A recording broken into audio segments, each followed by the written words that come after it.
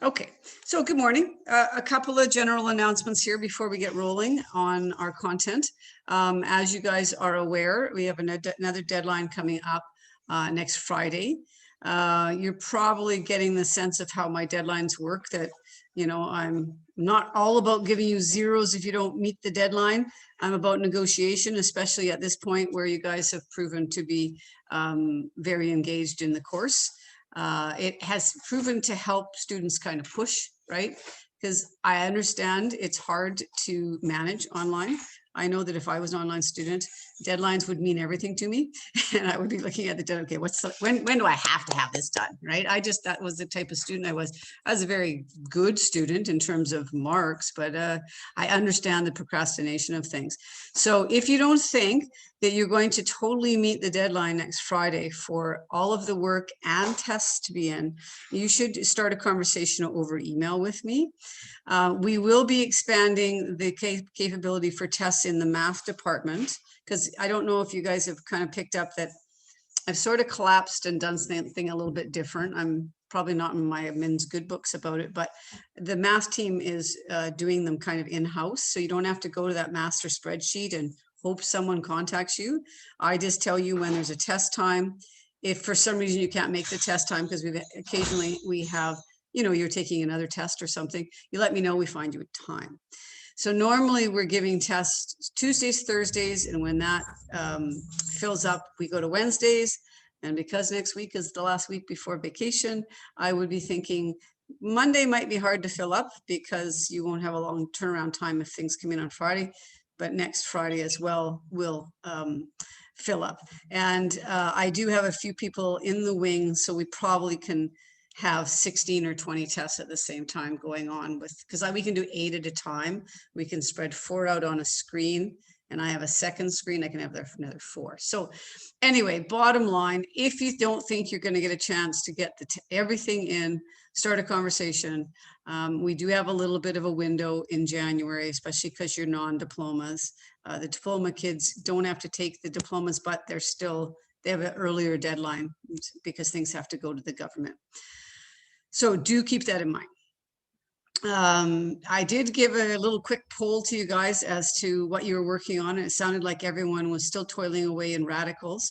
So I thought I would try to pick out some questions on radicals to work on with you. And then as we're going,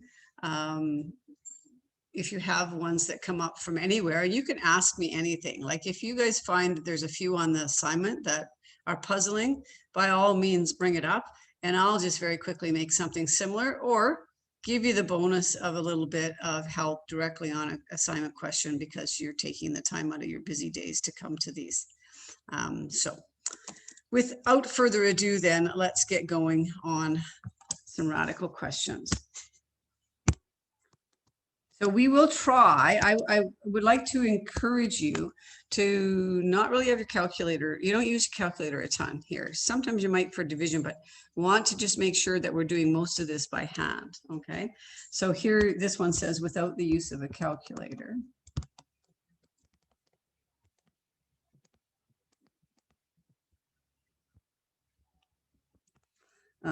Arrange the following radicals from, now they say greatest to least, but that is the weirdest thing ever. When do we ever do greatest to least? So well, we're going to do least to greatest, smallest to largest. Seems backwards to do the other way around. Okay, so here's your question. 3 root 5 and 5 root 3. So I hope this is a nice kind of introductory, get us moving. It's early in the morning still. I see a few of you have coffee, etc., etc. Kind of start. Okay, so there you are. Little tip to this, you need to change them all to entire radicals. That's what you're looking at doing, okay? And if you type the answer up to me, you know what, let's do this. This will make your typing really easy. This is number 1, this is number 2, this is number 3, this is number 4, and this is number 5. So when you go get ready to give me the answer, you can just type 23415, or whatever you think the order is. That'll make the typing for you guys super easy.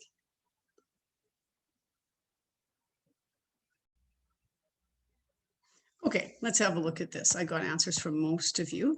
So we need to make sure that we move everything that's in the front back in.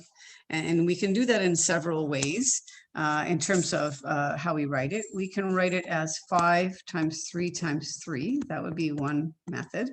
Or if you wanted to, and it's really not any different for the next one, you could go 3 times 5 squared, right? 5 times 5 is the same thing. It truly doesn't matter what you do. Root 60 is totally fine. And the 2 root 11 would be 11 times 4, 2 times 2. Now this one's kind of odd, but you just kind of grin and bear it, so to speak. You're going to have root of 450 multiplied by 1/3 multiplied by 1/3. You're just putting 1/3 back in twice. So let's go through and figure out what we get. Here, this is 5 times 9, which is 45. This is 3 times 25, which is root 75. This is root 60. This is root 44. And now this is actually 450 divided by 9. If you, again, I didn't want too much calculator work, so I don't want to grab my calculator. So 450 divided by 9, you'll get root 50 there, I think. Yes. Okay, and then in terms of writing them in order, I just asked you to do the numbers, which I think actually was a really nice way for you guys to write them for me. So the answer here would be 41532. Okay, so root 44, then root 45, root 60, root 50, and root 75. So I think that was a pretty nice question to get you going. Looks like we had some good success in it. For the first one, should it be 2 squared or 3 squared? Oh, so just a little question, sorry. If you wanted to do this one using the squares, it would be root of 5 times 3 squared. Okay, you put whatever number is in front back in twice. So you can write it as 3 times 3 or whatever the number is squared. All right, are we all good to move on from that question? Okay, super. All right, I saw kind of a fun addition question here in my little book, so I'm going to go grab it. It involves a little diagram I'm going to put on the board for you. So it says, find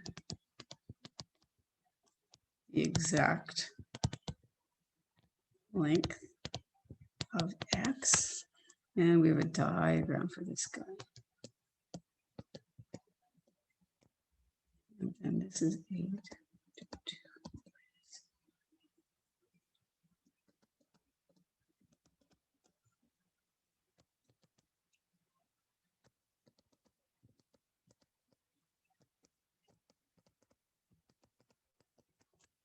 Okay, so just to be clear, once you get it written down on your page, we're saying the length of this yellow piece here is 8 root 2 plus 2 root 12. And we're saying the length of this piece here is 5 root 27, take away 4 root 18, and you're supposed to find X. So I'll give you a chance to do it. My hint is just watch your subtraction signs. That would be my little tip for you. If you're totally stuck in a second, you can ask me and I'll give you a little bit of help. I'll just pause the recording to chat with you guys. Okay, so it looks like most of us are looking up from our work. I see that you guys are diligently working away. Let's have a look at what this looks like. And if I jumped in a little bit too soon, I apologize. We're looking, as I was mentioning, we're looking for an exact length. So we can't just get our calculator out and get a decimal. I have become aware though, and you guys could let me know, that some calculators, these guys, not my particular version, but other versions, can actually do all of this work and you press enter and you ask it to do an exact value and it will change a decimal into a radical form. Okay, I saw that with one of my, I do some tutoring where I live, and I have a little grade 10 fella, and we were doing, what were we doing? Oh, we're doing trigonometry. Oh, the poor kid had this calculator. So he would do a question, he would hit enter. Instead of giving him 3.7, it said 3 root 5 take away 4 root 2. And he's going, what? And I'm going, ooh, please put that calculator away and go get one that's normal. Okay. So I do know that there are calculators out there. I don't know. Does anyone have one that you can do some messing around and it'll give you a radical answer? I can also, you can just shake your heads. I can see all of you. You guys can't see, aren't in the recording. Anyone have one like that? No one really. And so I know they're out there. I've had to have a conversation with one of my grade 12 students. He can do virtually the whole course on the calculator and hit enter. It's like, well, that is really cool, but I don't even believe that you're allowed to use it, but you actually are. So anyway, let's get to the question. So because we know the long length, 8 root 2 plus 2 root 12, and a shorter length, 5 root 27, take away 4 root 18, we're going to subtract the 2 to find the length of x. So x is, whoops, I forgot to change my pen back. So x is going to be equal to 8 root 2 plus 2 root 12. Takeaway, you got to be careful that this goes in brackets, that we would subtract all of 5 root 27, take away 4 root 18. Now, one of the important things I want you to be cautious of is the subtraction sign will then have to be distributed through. So before I actually get at any radical work, I'm going to write 8 root 2 plus 2 root 12 minus 5 root 27 plus 4 root 18, just so I don't mess up on that 4 root 18 part. Now, the way that I've been showing how to do radicals in class is by prime factoring. There are other ways. You can find the largest perfect square and do that. I'm just going to stay with the process I've shown. So this is going to be 8 root 2, nothing to do here. This is going to be 2, and then root of 2 times 2 times 3, if you go over to the side and do your factoring. This will be 5 times by 3 times 3 times 3, if you do your factoring of 27. And then 4 will be 3 times 3 times 2. So have a look at that. Aha, that's good information. Someone just told me you can configure your TI 84 and 83 to do that. Interesting. So I wonder if when I reset calculators for tests, if that then resets it. I would think possibly. So I'm going to have to be, I'm usually pretty cautious of that, but anyway. Okay, so anyone that's not all the way into module 5, let me just briefly explain what I'm doing. I'm taking the numbers that aren't in simplest form inside the radical and breaking them up into prime factors. So if I wanted to model this for anyone that hasn't seen it, you take your radical 12 over to the other side. You start dividing by prime numbers. So you divide by 2 and you get a 6. You divide by 2, you get a 3. Once you've got all prime numbers, you're good to put them back into your radical. Now to simplify, we identify all the pairs inside the radical. There's a pair, there's a pair, there's a pair. And then we rewrite it by moving that number out, and we multiply when we move it out. Everything's multiplied inside of these guys. So minus 15 root 3 plus 12 root 2. So not too bad a math. Then we have to reorganize the like terms together. I will do that. You guys wouldn't have to necessarily on your page do it, but because I'm trying to present it to everyone at every level, I would go 8 root 2 plus 12 root 2, and then plus 4 root 3 minus 15 root 3 to get the root 2 section together and the root 3 together. And then we get 20 root 2 minus 11 root 3. Okay, so there's a question about why do we switch these around and do this way? And the answer to that is we can combine what's called like radicals. So again, for some of you that aren't fully engaged yet in the module, like radicals are when the radicands are the same. So we try to get like radicals, and then we add or subtract the numbers in front, and we leave the radical part the same. Okay, they can get lots more complicated with letters in them, which I guess we better probably move to. We've got one thing we haven't done, and we maybe should do this today, is we didn't do radical equations last time. Oh, did we do radical equations last time? I think we did one.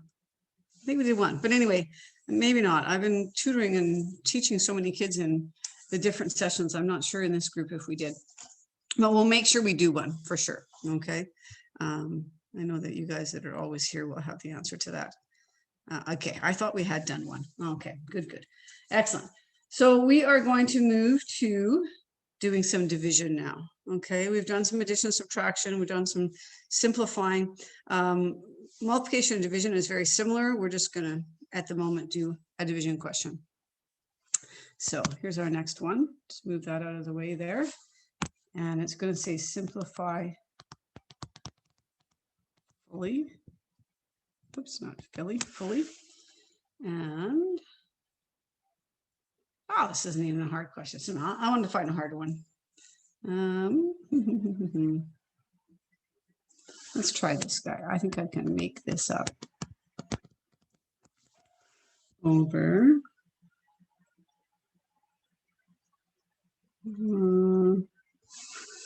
3 root.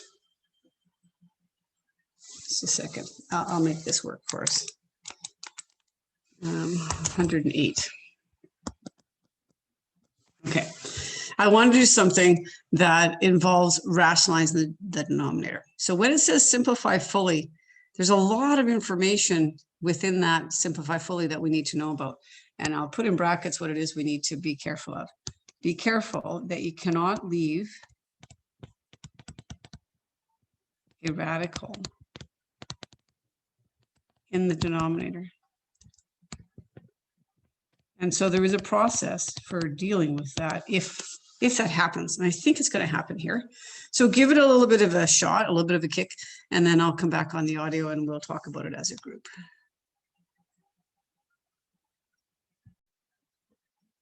So let's have a look at what we would do here. I'm going to take the radical to the side and sorry about that, and do our breaking down of the numbers. So we put 2 in there. This is where the one place that you'd want to have a calculator, make sure that you're breaking down the things. So I was pretty sure it was 27.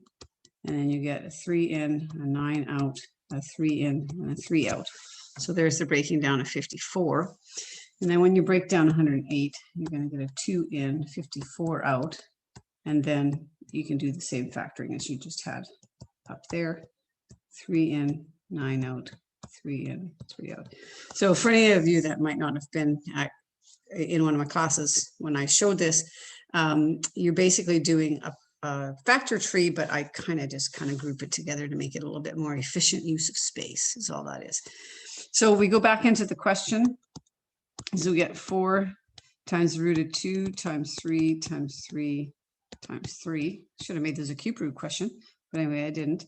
And then 3 times the square root of 2 times 2 times 3 times 3 times 3.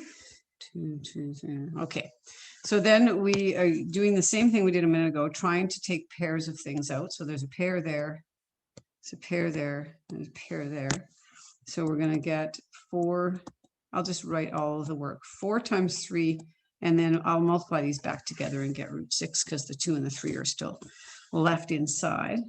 Here we're going to have a 3 times a 2 times a 3 coming out, and we're going to have a 3 left inside. No, I didn't end up getting us on rationalizing the denominator question anyway, but that's okay. Some good math going on here.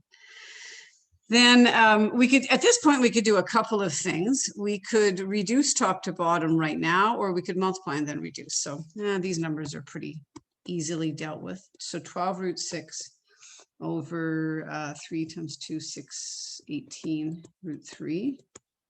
And so see, I was trying hard here to get us to rationalize the denominator question, but we don't have to. 6 divided by 3 is 2, so it gets root 2. Now, one thing that did come up here, based on how I decided to simplify, is we have to reduce the 12 and the 18. So then we have to think, okay, what divides into 12 and what divides into 18 that would reduce those numbers to the lowest terms.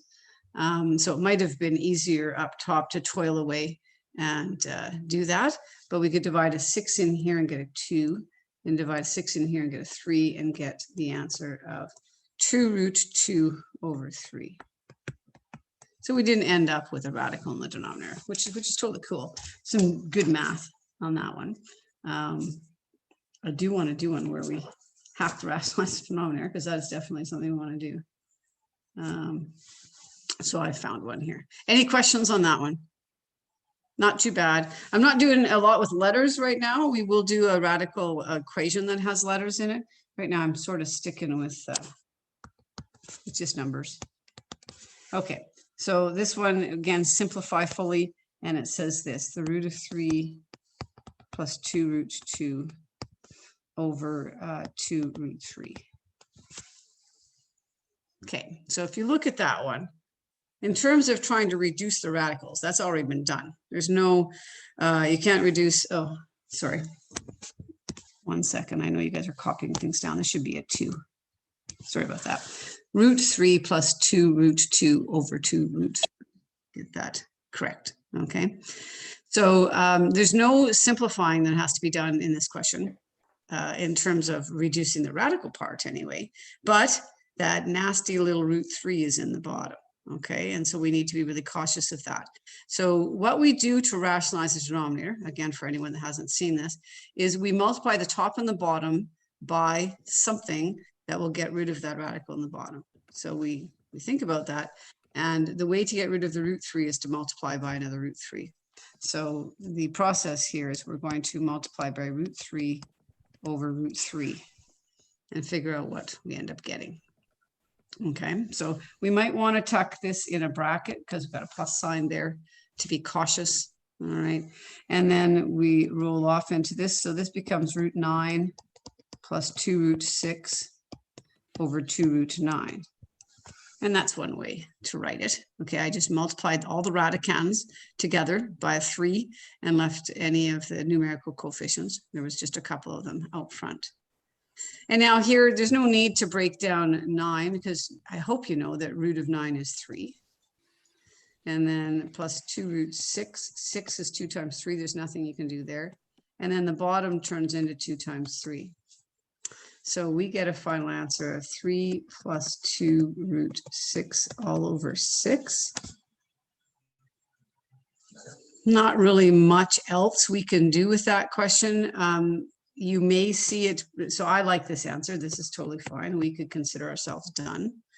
I have seen resources and students break it up into 2 terms like this, because then you actually can reduce a little further, but this is kind of not necessary, just so you know. So this could reduce to a half, and this could reduce to root 6 over 3. So there would be some good conversation that could happen that answer might be considered a little more reduced than 3 plus 2 root 6 over 6. Okay.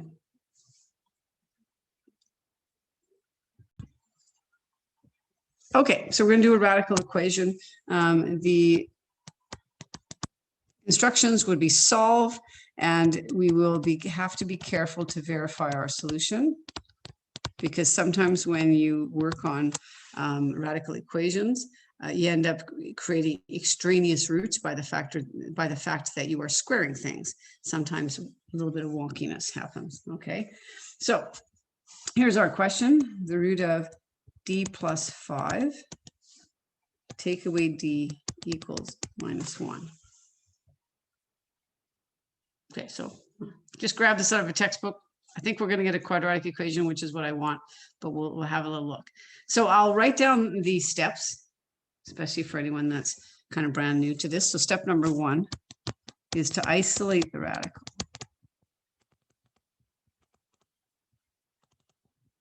Isolating the radical means that you have to want it to be all by itself on one side.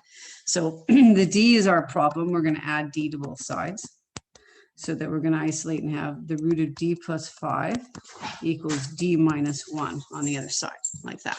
Okay, so that's the first step. Always isolate the radical. Then the second step is to square both sides.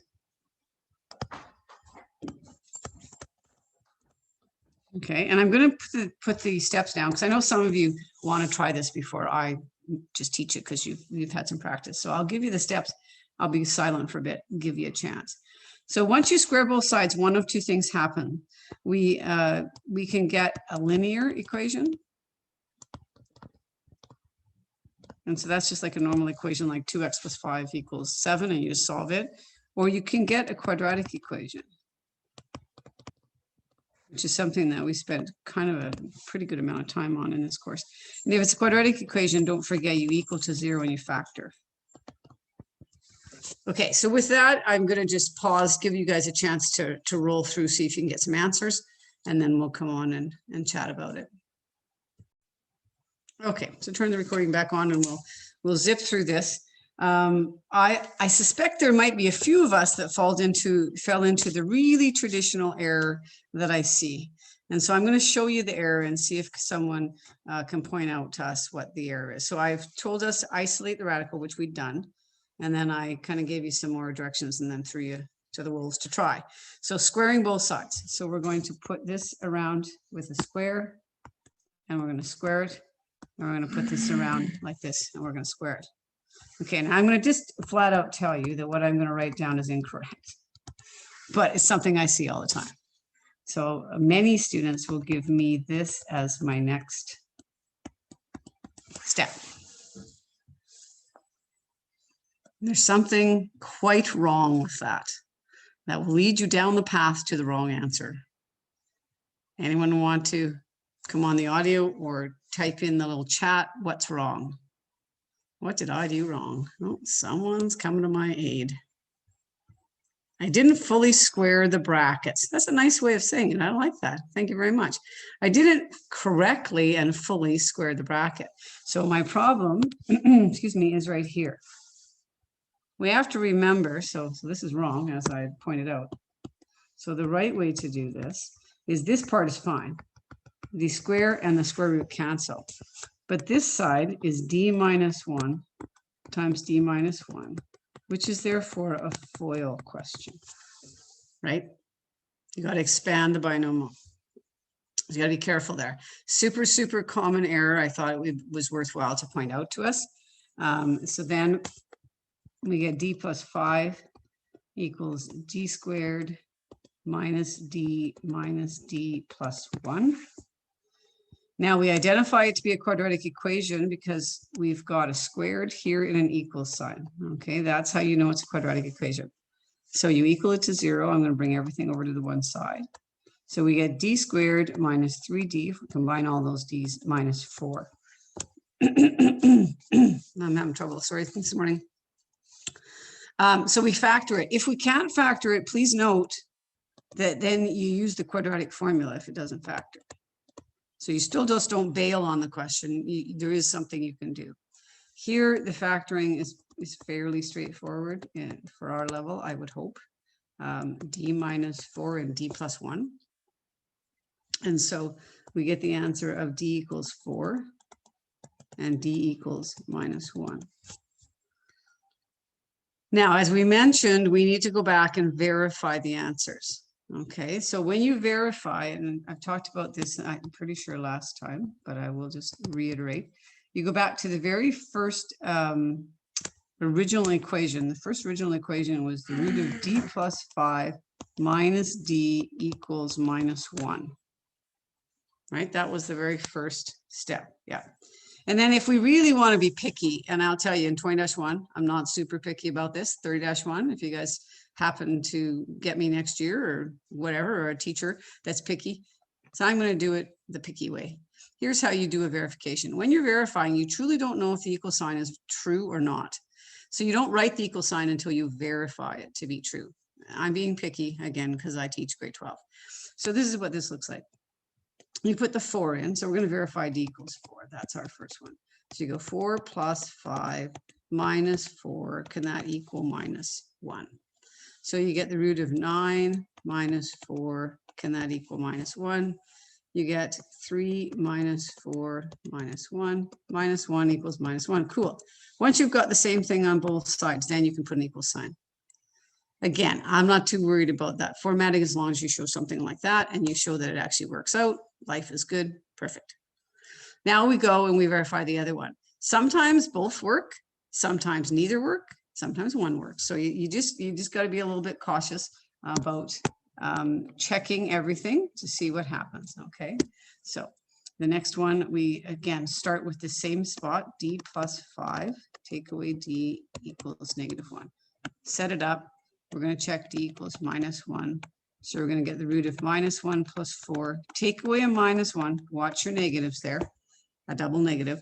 So you get the root of 4 plus 1. Does that equal -1? Does 2 plus 1 equal -1? Nope, does not work. Nope. And then you would end by saying, therefore, d equals 4 is the solution.